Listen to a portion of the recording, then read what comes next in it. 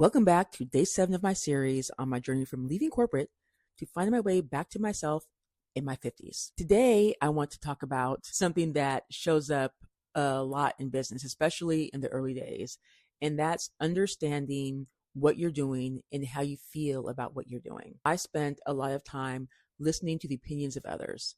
I mentioned this the other day, I think yesterday, how I did everything the experts told me to do. And this isn't about ignoring advice.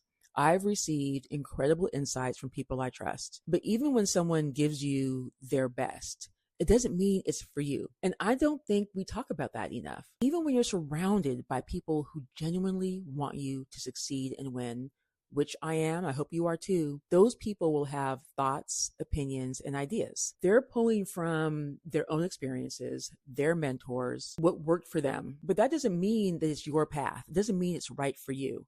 For me, it looked like pop-ups. That was one of the big things I was really into. In my first business, Lovely Days Gifts, pop-ups were the thing. Everyone I knew was doing them and they were having major success with them.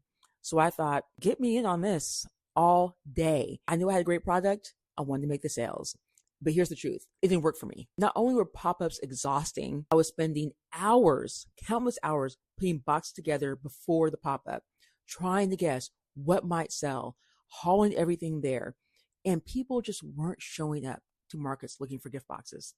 Not really. I would put in all this time, effort, energy, all the things, and leave with double-digit sales. That's not sustainable. And I kept going back over and over, trying again, until finally I stopped and asked myself, what am I doing? I knew early on that this wasn't for me. And I kept plugging away. And I have to say this, I don't regret doing them because I met the most incredible women doing this.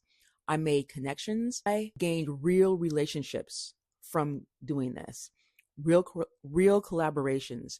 There was so much value, so many lessons, but I had to learn that not everything that works for other people will work for me. And I think that's what I'm really here to say today. It's okay to try the thing. In fact, I think you should try many things. It's okay to take advice, test the strategies, and experiment. But it's also okay to say, this ain't it. This is not for me. And do it without feeling bad or beating yourself up. You can make a mistake, learn from it, and move forward. What keeps you going in business and in life really is not perfection. It's your ability to recover. When something doesn't work, you don't stay stuck. You don't sit in the failure. You don't brood.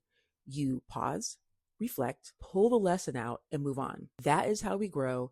That is how we get better. That is how we build something that is ours. That's what I'm doing. I love it here. See you tomorrow.